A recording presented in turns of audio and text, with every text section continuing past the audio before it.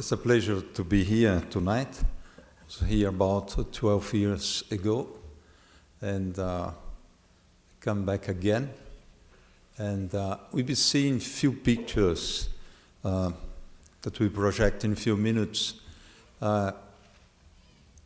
about most of what I did as photographer in all my life long.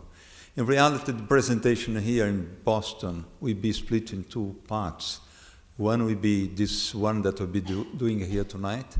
In the most recent part of my work, that is Genesis Project, I'll be presenting in the 5th of May in the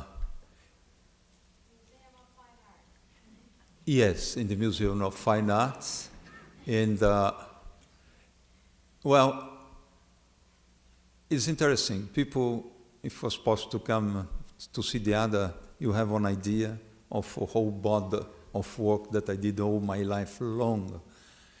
I believe that you are enough smart to understand what I understand now with 69 years old. I probably did the first body of work would be Genesis, starting from Genesis. That was normal, start from there. But took me all this life long, 60 years, to understand how to, if I represent my work as a circle, Genesis was the completion of this circle, was completely in this. No? But always, I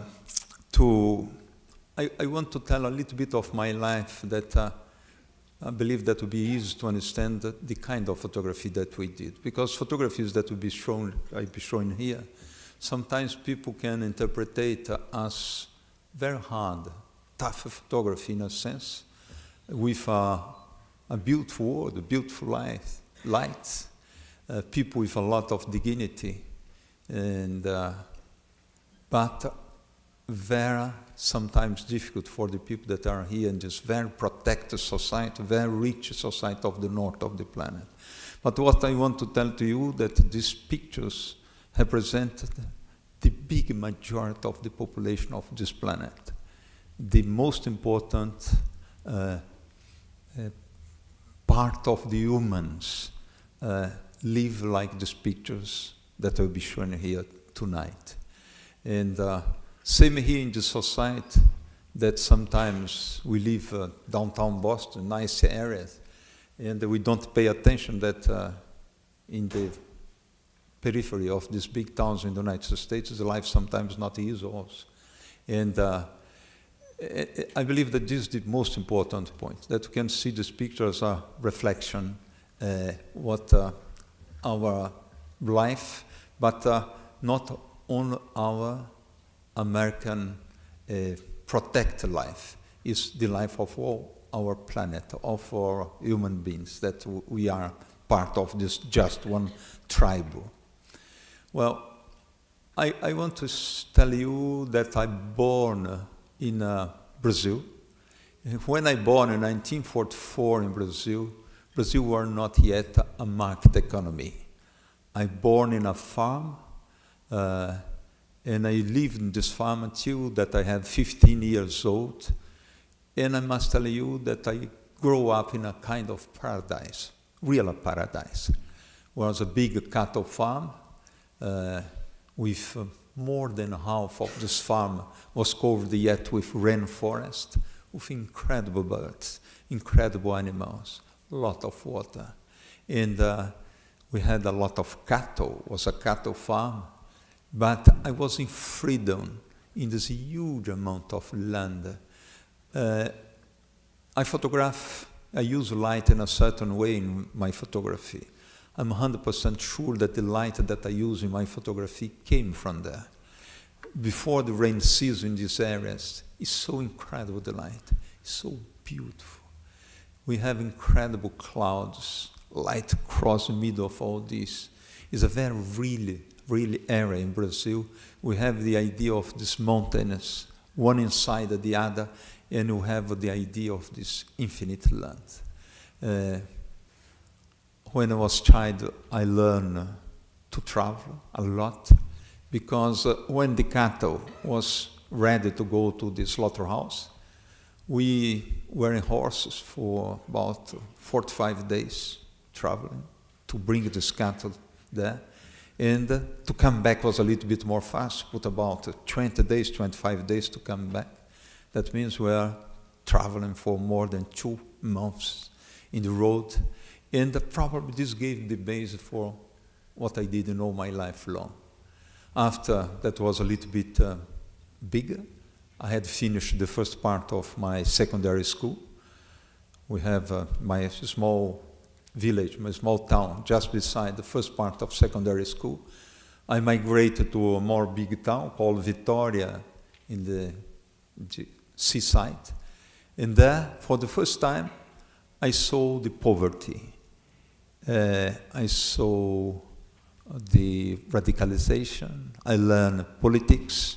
Was the moment was Brazil started to be not more a rural country, started to have a kind of accelerate urbanization. When I born, Brazil has more than 92% of rural population. And today, 50 years later, Brazil has 92% of urban population. What, for example, European counts put 400 years to become a urban count, we put 50 years.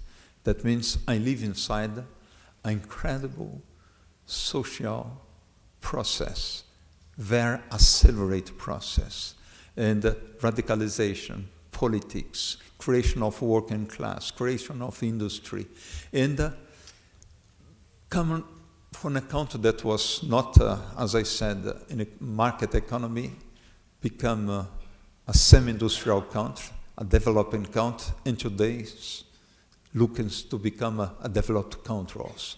But you imagine that had the privilege, in the sense, to live in a moment like this, you receive a lot from a society like this. And going to this town, Vitória, I become an activist in politics, a young activist in politics. I made my university. I found my wife, Lélia, that we live together now for about 50 years. Next year will be 50 years that we are together.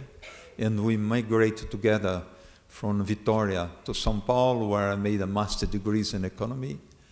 And there, linked with the leftist movement in Brazil, fight against dictatorship, in a moment was necessary to us, or go to the clandestinity, had a weapon in the hands, fight against dictatorship, or go out of Brazil.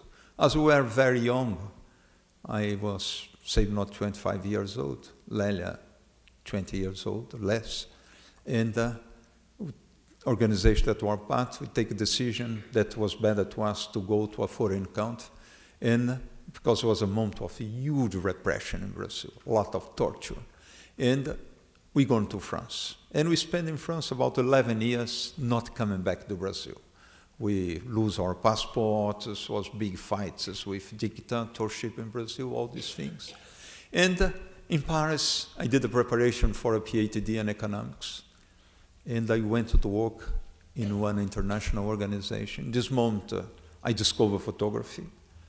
Lélia was doing architecture school in France. She bought a camera to do photographies of architecture.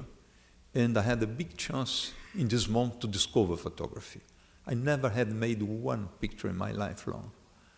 And I saw for the first time the world through a camera, through a lens, and something changed inside me. But I went to work as an economist in an international coffee organization and doing missions to Africa with the World Bank. When I came back to London, where I live in London this moment, the photography gave me 10 times more pleasure than the economic reports that was necessary to prepare for the project that I was working. In a moment, we take a decision together that I will abandon economy and become a photographer. And it was this, 1973, we came back to Paris, I became a photographer, and I tried many times to do any kind of photography. to do sports, to do landscapes, to do nudes, and one day, I don't know why, I was completely inside social photography.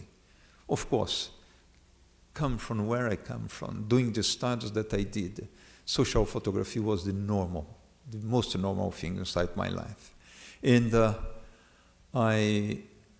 many people tell that I were an activist photographer, that were a photojournalist, that was an anthropologist photographer.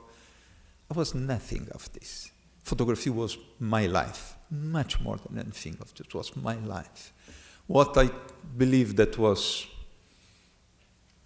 interesting to go because made me happy or made me angry, or I went to photograph, organize in a way, we organized in a way, because we did all together all life long with Lesley, and I went to photograph. And basically the work that I did in my life, I work in bodies of work. I very few times in my life I did some photography here, some photography there. I did bodies of work. I started doing a work in Latin America. We are refugees in France, no way to go back to Brazil.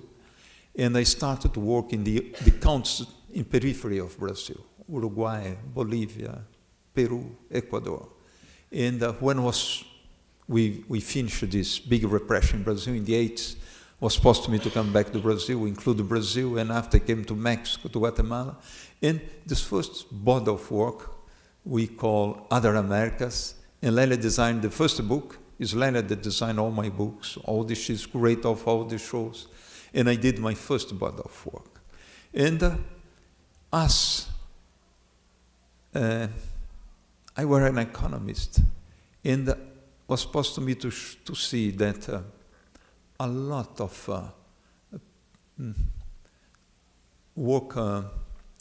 productive part of the planet was changing with the arrival of the computers in the line of productions, with the intelligent machines, and with the robots. The first big industrial revolution was finishing. And as I were an economist, as I were an activist close to the working class, we created a project called Workers. We want to try to do a kind of homage to the working class all over the world. And I gone for about 5 years, did a lot of work, and more than 25, 30 different counts. And that became a book called Workers, with shows that we show all over the world, a lot are here in the United States. We have this book published here by Rabb Auditorium, and we published this book in many different counts.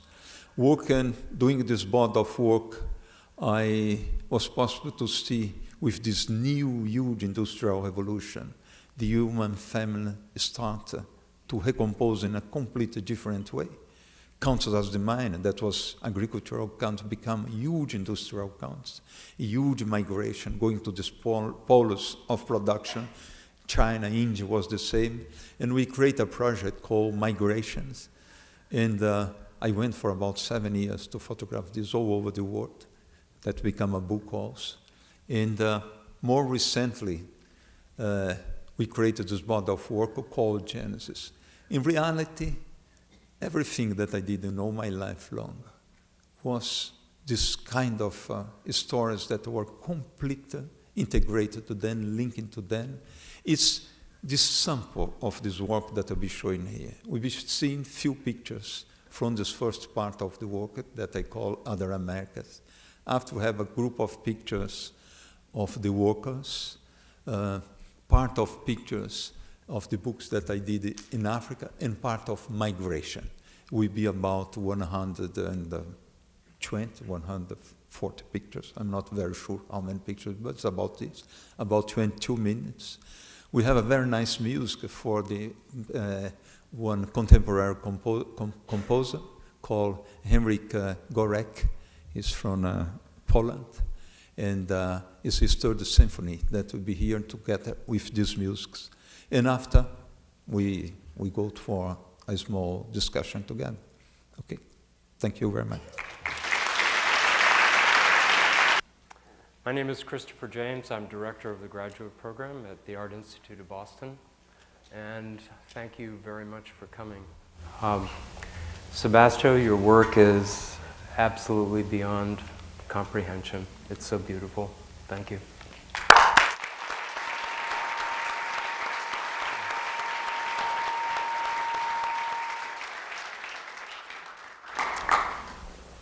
What I'd like to do tonight is first ask Sebastião a question, and then he would like to entertain some of yours, and we'll go till around 8:30 or so. Thank you. I'm beyond more words than that. It's stunning. I first met you 30 years ago when you and Bruce Davidson and I went swimming in Fontvieille, France. And I had no idea that I'd be sitting here with you 30 years later in awe, but I am. There's evidence in your work that it's not enough for the photograph itself to show that there is a problem, but there must be evidence as well that there is a solution within that photograph. In a conversation with you last night, you indicated that in order to be effective, it was necessary for you to penetrate the circle of your subjects, to integrate yourself within their lives, to participate in that integration.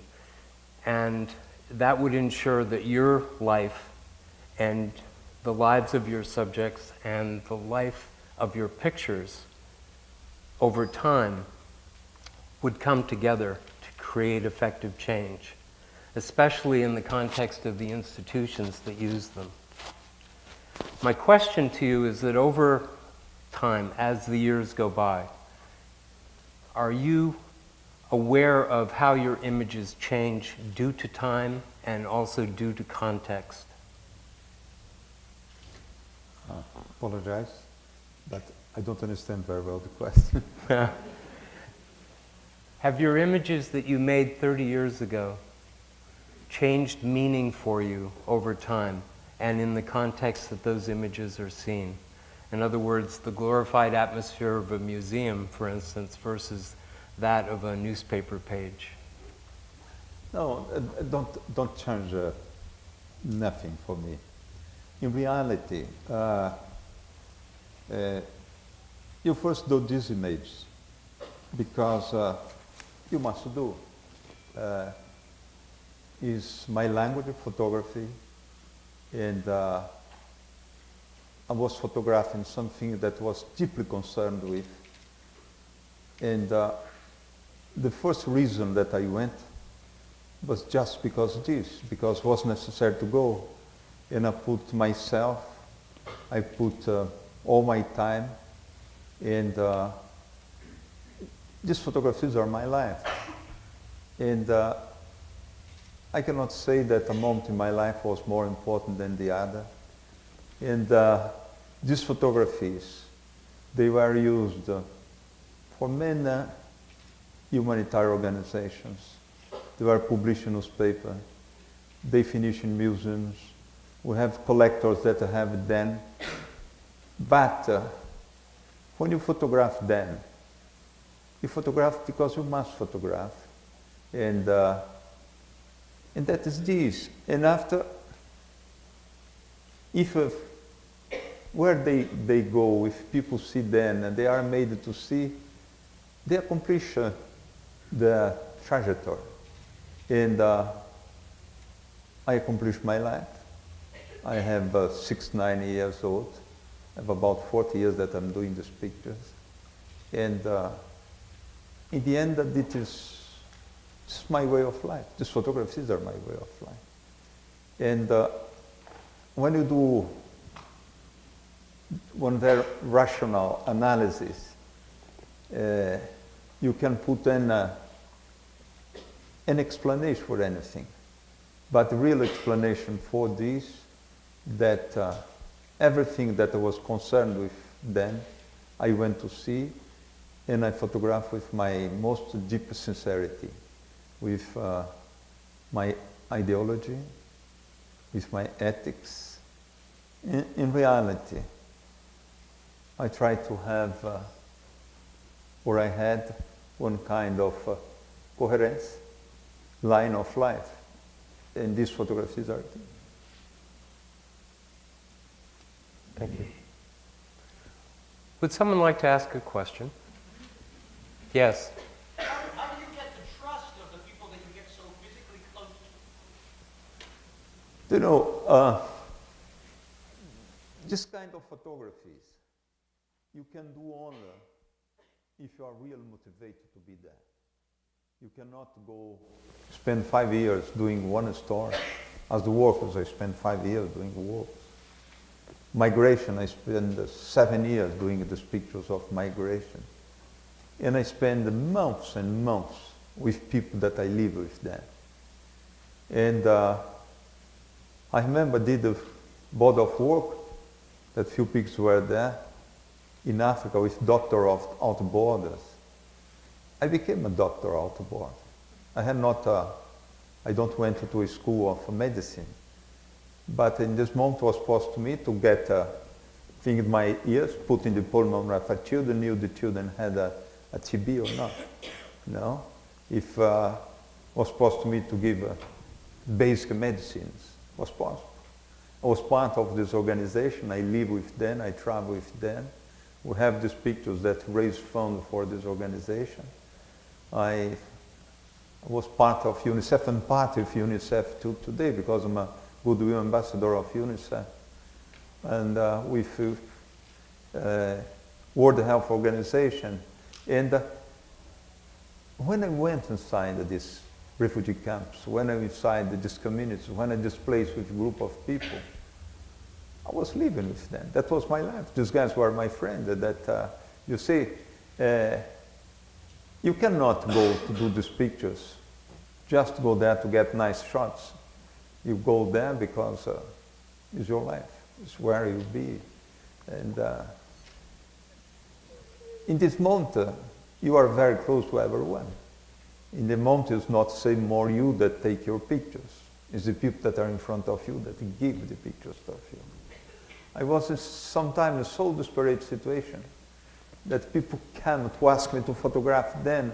They came in front of my camera, but they were coming in front of a microphone, asking me to speak, you know, to transmit the situation for the other to understand what was going on. And you see,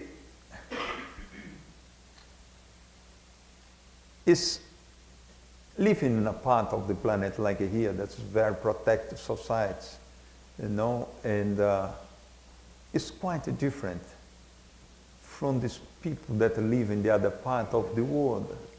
And but these are the big majority of the planet.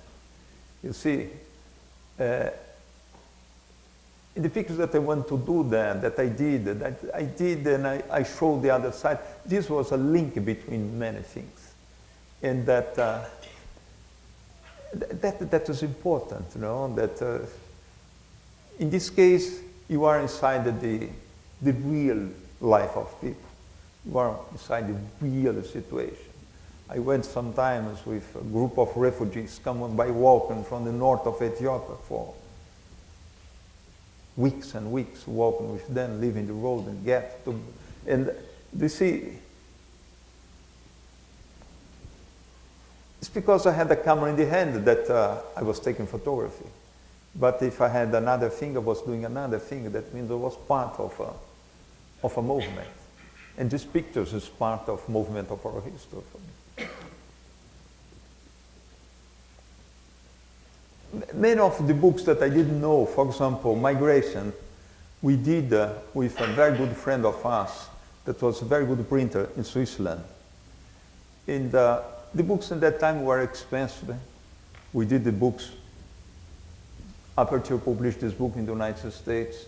But it's Leila that designed the book. It's Leila that was real publisher of the book.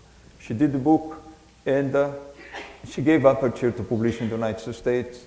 She gave Pantheon to publish in England, other publishers in France. But the problem that, because the relation of the change, the Swiss franc becomes so expensive, so high, that we cannot more print the books in Switzerland. And, but the guy that printed this book for us is so big friend of us that we cannot endure him to take in these negatives from his printing house to go to print in Hong Kong or the more cheaply place, because he'll be so unhappy if you do this, that we did the book sail out, finished, and we never more he print this book, because except if he gives back us the negatives that in this moment we can reprint. We have a lot of publishers that ask for the book, but we don't have more of this book. My first book, that was Other Americas, we did so few books. I published with a publisher house here in the United States that was called Pantheon Books. And Pantheon Books finished after a long time. And we not more reprinted this book. This book exists on in collection list. It was very funny because for this book, we received for the United States copyright $2,500. And today I saw one of these books sold by $8,000 in the list of collectors, one book. That's funny when you see this thing. But this book don't exist more also. And workers, yes, Aperture, that was the first publisher of the book that made distribution around the world. They took out the negatives from Switzerland that they print in Hong Kong, and the book exists yet. But other books not. And that's it is. You know. Is this video? Video? No. This, don't. You know, it's the first time that you do a video like this, that you use this new technology to do this thing. Because before, I did this projection, but with 4 projectors. We have 4 projectors running. It was real as dancing rock and roll to project these pictures. Now we have a video, but we do not do this, because you know what happens. We are a very small group. It's Lesley that coordinates the group. We are about 8 persons that work together. And I have other works to do. I was just finished a Genesis that take me 8 years to photograph, 2 years to organize before. Lesley's designed the books and the shows after 1.5 years. When you put all this together, that takes all our time. You have no more time to go to the old work in order that print, because we are not really a commercial business thing, no? And these pictures, they exist like they are here. We show them sometimes. The people that have the book, they have the book, and that's it. Yes. 2 things really quick. One, you have an amazing printer in Paris. All your photographs are printed just wonderful. And the other question is, when you are in situations that things seems to be really hard, where that it seems like there's no hope, what is the hope that is in your heart that keeps you going?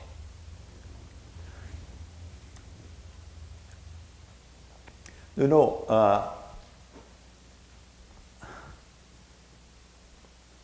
you go, you take your pictures, you live your life, and few moments you are so proud to be part of human species, because things are so incredible. When I did, for example, Workers, see a human being capable to take the coal mine, come from inside the hard mine, difficult to get, this mineral, you know, by itself that means nothing.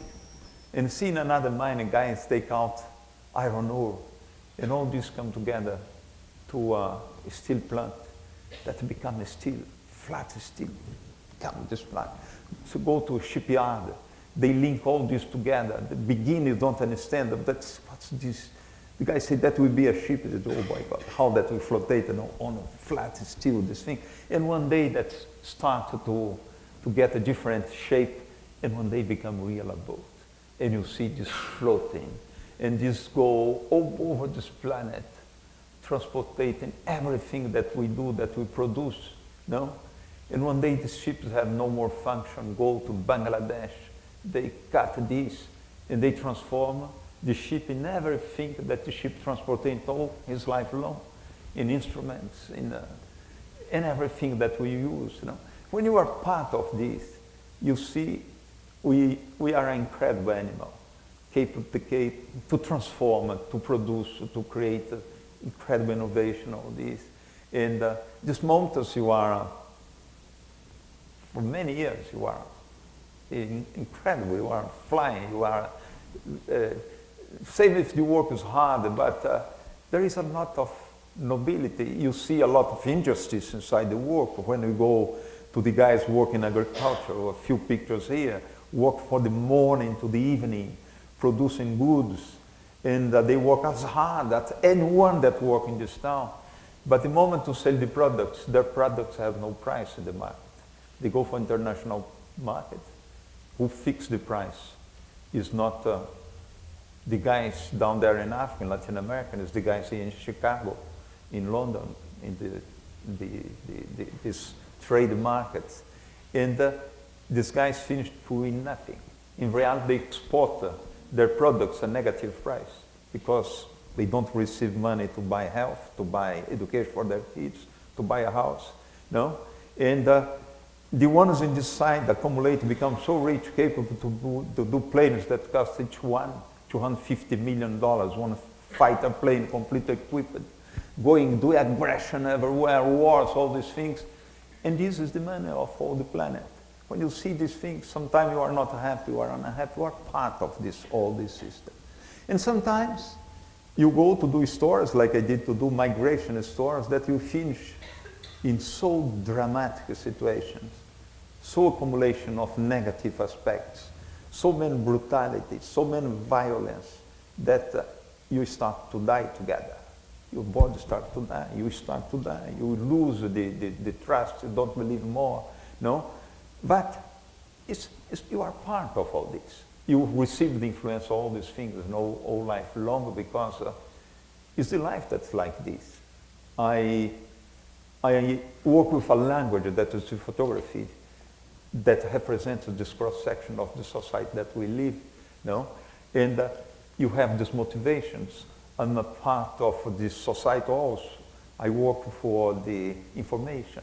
I have my pictures in the press, and I work with this humanitarian organization that use all this. You are part of a system. And, but I tell you, a few months in my life was very tough. I remember when I was finished to photograph Genesis, what I saw in ex-Yugoslavia, what I saw in Rwanda, was so violent, so tough, that in a moment I start to die. My body started to die. I went to see a doctor, said, Sebastian, stop. Stop, because you are not sick, you are dying.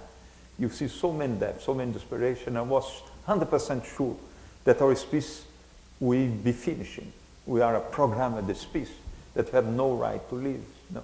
In a few months, you believe in another way, go in another way. And that is the thing. But always, it's a big privilege to be a photographer. It's unique that you have right to see what is fabulous, what is not fabulous. You see real, what is our real society. You know, how all us behave, what animal we are, what incredible, what terrible we are at the same time. You know? And this is incredible. That is. I cannot say my life was positive, was negative, was nothing. My life was the movement of the life. Did those experiences urge you to do Genesis, to having seen so much death, to want to see so much life, or the potential for it? In a sense, yes, because in a moment it was so tough that I stopped.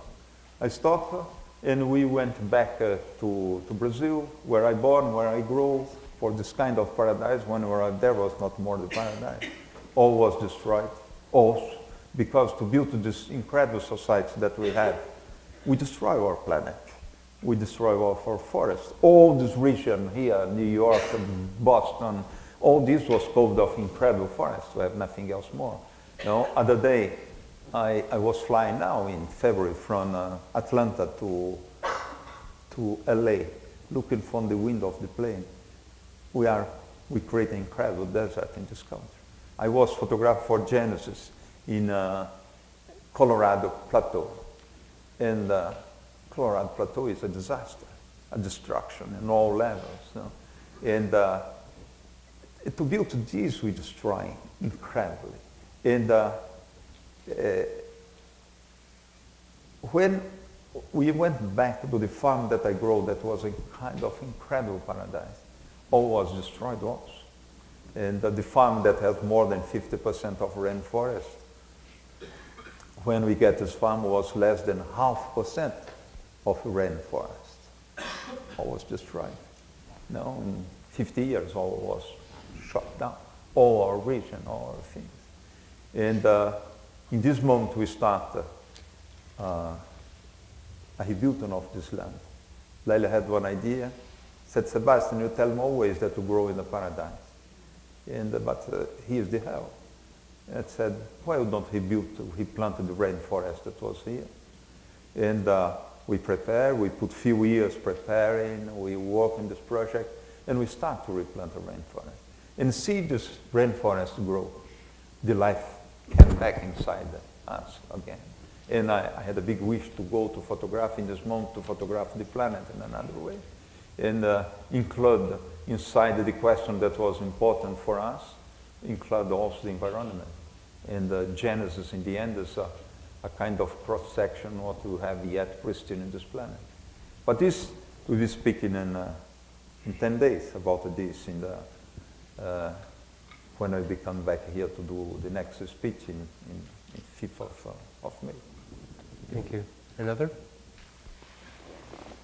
I know almost nothing about photography, but as I was watching the images, what I saw is that a common technical motif in these pictures is that the subject matter close to the lens is clean and crisp and high resolution.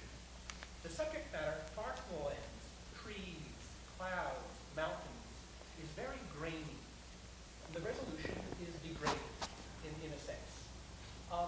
If I were standing by you as you took your photographs, the photoreceptors in my eye would be able to see those trees and mountains much more crisply than the image that is pretty here. Why have you chosen to make the subject matter far from the lens so green? Do you know, I work all my life long with one film, a film made by Kodak called Strauch-Mosse. It's a press film, a fast film, a film very easy to photograph with because of high-speed film. And I never worked with a tripod, was all by hand. And to ensure to have a sharper picture was necessary to photograph in a high speed. And this film allowed me to do this. But what was negative, was bad in this film, that more high-speed film is, more grainy is the film. And this film creates a texture that is how we call texture in English? Pattern, something that, you see, that is a bad technical point. When you see pictures, for example, of Ansel Adams that work with very low-speed film, were big format cameras. My negatives was 35mm negatives. My negatives were big like this to have this picture in this huge. In this moment, the grain opens and you have this effect of the grain of the film. This are made with all the films. And if you come for the next projection that we'll be doing, the technical quality will be much better because I use medium format camera, negative much bigger, and will be less graining than this. The definition is because the lens were very good. I work always, all my life long, with Leicas, German lens that were very sharp. And today, they are more sharp yet, because when you use the prints made in an enlarger, the quality was much more poor than now. And now with the digitalization of a negative, you digitalize everything. Everything that's sharp is sharp. Before we had the center sharp and the edge a little bit more sharp, that were not that sharp because the lens, they get the rounded center, perfect, and the border more or less. And now we change this, that is quite sharp. If I made the same projection 10 years before with these 4 projectors, with much less sharper than now. Now it's sharp. That's what looks as a texture is the problem of the film. That's the technical problem. Thank you. Another? Yeah. Yes? How often did you run into opposition from the authorities in the different countries that you looked at? He wants to know how many times you've been arrested. Few times. No, of course that we have a problem. And, but that is a good thing to work with small camera.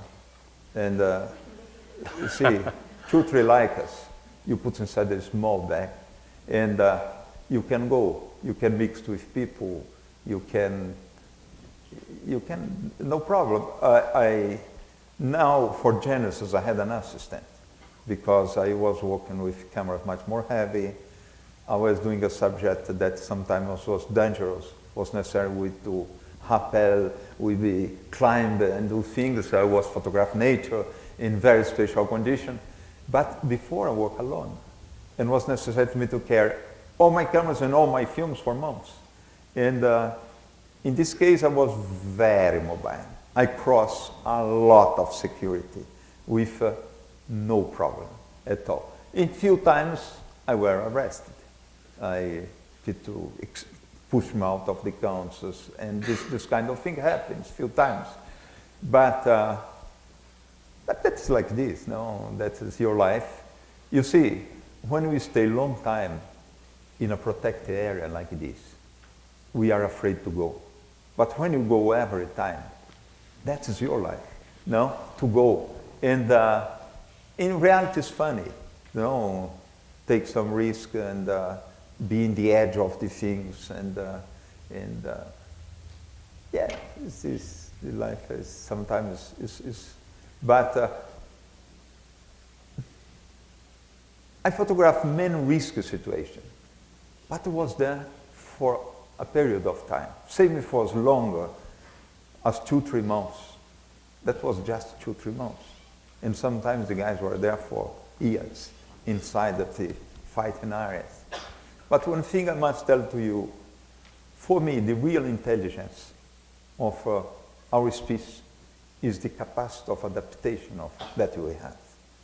If you go for very dangerous situation, the first month you are scared, just after more or less, and after a few days you are completely inside. You take the risk as the normal behavior.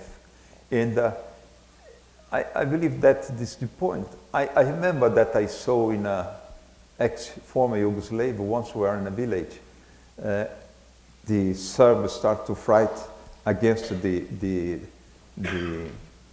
Croats. They would start to fight. They were living together for tens of years. In a month, the split of inside the not the ethnic, because all these Yugoslavs, they were the same ethnic. They were slaves of the South, all them. But as they were influenced by different political currents, for example, the Muslims were part of the Ottoman Empire that finished there inside. The Serbs were part of the Russian Empire that was finished inside the former Yugoslavia. The Croats, they were part of the Austro-Hungarian Imperium that finished there inside. They were speaking the same language, writing this language in a different way, and in this sense they become kind of enemies. But for many years they lived together inside what we call Yugoslavia. And when they start to split, to have a fight, who was firing you is your neighbor in front of your house. And the things become dangerous in a sense. But the kids was necessary to go to school. I remember we're in a village when the fights was starting. The mother was desperate because the kids were going to school inside fighters. Now fight going here, but first day they do not went. Second day was necessary to go. They gone. Guy was firing and kids was going, and was a terrible situation. I came in the same village. A few months later, was just normal.